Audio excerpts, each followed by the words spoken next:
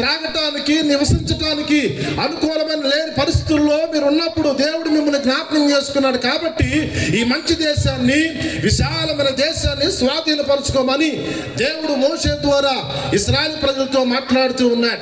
ప్రభునందు ప్రియమైన దేవుని బిడ్డారా, ఇక్కడ కూర్చున్న వారందరిలో చెప్తున్నటువంటి నేను కూడా ఒకప్పుడు మనం అందరం కూడా దేన స్థితిలో, పేద స్థితిలో, పాపపు స్థితిలో ఉన్న స్థితిలో ఉన్న మనలను దేవుడు జ్ఞాపకం చేసుకుని ఈరోజు మనందరికీ కూడా మంచి ఆరోగ్యాన్ని ఇచ్చాడు, మంచి ఆయుష్ని ఇచ్చాడు, మంచి స్థితిగతులను ఇచ్చాడు, అనువైన పరిస్థితులు దేవుడు మనకు అనుగ్రహించాడు. ఈ దినాలు ఎక్కడ చూసినా హైదరాబాద్ మహానగరమే కాదు, ఆంధ్రప్రదేశ్లో కూడా అనేక రాష్ట్రాల్లో అనేక జిల్లాల్లో కూడా, ఆంధ్రప్రదేశ్లో ఉన్న జిల్లాల్లో కూడా దేవుడు అందరిని కూడా ప్రభువు నమ్మినటువంటి వారిని, ప్రభుని ఎరిగిన వారందరిని కూడా బహుగా ఆశీర్వదిస్తూ ఉన్నాడు. ఉన్నతంగా దేవుడు వారిని దీవిస్తూ ఉన్నాడు. దీనికి కారణం ఏంటి తెలుసా? మనం ఆరాధిస్తున్న దేవుడు, మనం ప్రార్థన చేస్తున్న దేవుడు, మనం నమ్మిన దేవుడు నమ్మదగిన వాడు. మన జీవితాల్లో ఉన్నతమైన కార్యాలు, శక్తివంతమైన కార్యాలు చేయగలిగిన దేవుడు. యెహోవాకు అసాధ్యమైన కార్యము ఏది లేదు. నువ్వు నమ్మకంగా ఉంటే, ప్రభుకి ప్రియమైన వాడుగా నువ్వు ఉన్నప్పుడు, పాపాన్ని, లోకాన్ని, పాప సంబంధ విధానాన్ని విడిచిపెట్టి నీతిమంతుని యేసు క్రీస్తు ప్రభును అంగీకరించి ఆయన మార్గంలో జీవిస్తూ ఉంటే, పరమ తండ్రి దేవుడు నీ జీవితంలో, నా జీవితంలో మేలుకరమైన కార్యాలు చేస్తాడు. అలాగే ప్రభువులకు ప్రియమైన దేవుని బిడ్డారా, ఇశ్రాయేలు ప్రజలు చెప్పిన మాట ఏంటంటే, మీరు ఈ దేశాన్ని స్వాధీనపరచుకోండి. ఈ దేశాన్ని స్వాధీనపరచుకున్న తర్వాత చాలా విషయాలు చెప్పాడు. దాంట్లో 2 విషయాలు మనం జ్ఞాపకం చేసుకుందాం. దేవుని వాక్యంలో ద్వితీయోపదేశ కాండం 4వ అధ్యాయము 19వ వచనాన్ని ఒకసారి మీరు చదవండి. ద్వితీయోపదేశ కాండం 4వ అధ్యాయము 19వ వచనం. సూర్య చంద్ర నక్షత్రములైన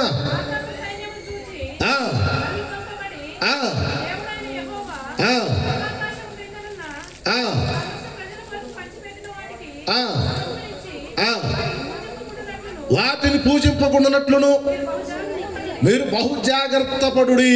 ఇశ్రాయేలు ప్రజలకి ఈ మంచి దేశాల్లో వచ్చిన తర్వాత దేవుడు చెప్తున్న మాట ఏంటంటే, మీరు బహు జాగ్రత్తగా ఉండాలి. ఎందుకు జాగ్రత్తగా ఉండాలి? తక్కువ స్థితిలో నుంచి, బానిసత్వంలో నుండి, ఇబ్బందికరమైన పరిస్థితుల్లో నుంచి విశాలమైన మంచి దేశం, పాలు తేనె ప్రవహించే దేశం, ఈ మంచి దేశాన్ని కొరకు దేవుడు, ఆ మంచి దేశాన్ని దేవుడు వారికి ఇవ్వటానికి 7 జాతుల వారైనటువంటి వారందరినీ కూడా పారదోలి వారిని జయించడానికి సామర్థ్యం ఇశ్రాయేలు ప్రజలకు ఇచ్చి, ఆ పాలు తేనె ప్రవహించే దేశానికి వచ్చిన తర్వాత మీరు బహు జాగ్రత్త పడాలి. ఏమాత్రం కూడా జాగ్రత్త లేకపోతే, అజాగ్రత్తగా ఉంటే నష్టపోతారు. ఎందుకో తెలుసా?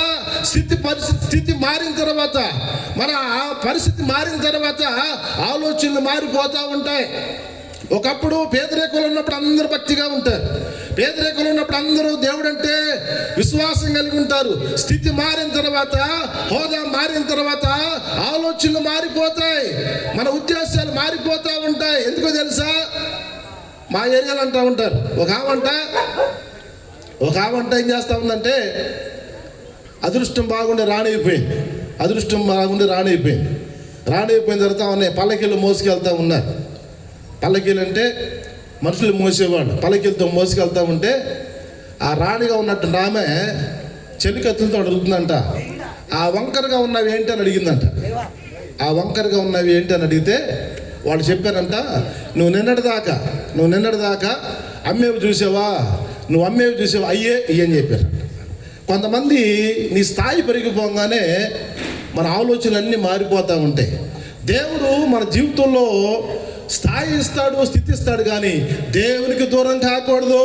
ఎందుకో తెలుసా? జాగ్రత్తగా ఎందుకున్నామనంటే, మనిషికి ఉద్యోగం వచ్చినప్పుడు, స్థితి మారిపోయినప్పుడు, బిల్డింగ్స్ కట్టినప్పుడు, వ్యాపారంలో లాభం వచ్చినప్పుడు, సేవలో అభివృద్ధి వచ్చినప్పుడు, రకరకాల స్థితి మారిపోయిన తర్వాత ఆలోచనలు మారిపోతాయి, ఉద్దేశాలు మారిపోతాయి. ప్రభు చెప్పాడు, మీరు జాగ్రత్త పడాలి, బహు జాగ్రత్తగా ఉండండి. దేవుడు మనల్ని దీవించిన తర్వాత ఆటోమేటిక్ ఏం చేస్తారంటే, చిన్నప్పుడు ఏ స్థితిలో ఉన్నప్పుడు చక్కగా మందిరానికి వస్తారు. మందిరానికి వచ్చిన తర్వాత వాళ్ళ స్థితి మారిపోయిన తర్వాత అప్పుడు చెప్తారు, ఏం చెప్తారు తెలుసా? ఈ పాస్టర్ టైం ప్రకారంగా మందిరాన్ని నడిపించట్లేదు, మాకు ఉద్యోగాలకి సమయం సరిపోవట్లేదు కాబట్టి మేము ఆ సంఘానికి రాం. ఒకప్పుడు పేదరికంలో ఉన్నప్పుడు, ఉద్యోగం లేనప్పుడు, పరిస్థితి బాగానప్పుడు మందిరం నచ్చింది, సేవకుడు నచ్చాడు, సేవకురాలు అందరూ కూడా అనుకూలంగా ఉన్నారు. నీ స్థితి మారిపోయిన తర్వాత సేవకుడు నచ్చడు, విశ్వాసులు నచ్చరు, సేవకురాలు నచ్చరు, సంఘం నచ్చదు. అది పేదవాళ్ళ సంఘం. ప్రభునందు ప్రేమ నిలబడ్డారా, నువ్వెంత సంపాదించినా దినాలు ఒక దినానా ఎట్లాగైతే లోకానికి వచ్చామో అట్లాగే తిరిగి వెళ్ళిపోవాల్సిందే. ఎవరు కూడా ఎంత సంపాదించినా ఏం కూడా తీసుకుని వెళ్ళలేవు. కాబట్టి ప్రభునందు ప్రియమైన నిలబడ్డారు. ఇక్కడ మనం ఆలోచన చేస్తే మోషే ద్వారా దేవుడు తెలియజేస్తున్న మాట ఏంటంటే, మీరు బహు జాగ్రత్తగా ఉండాలి.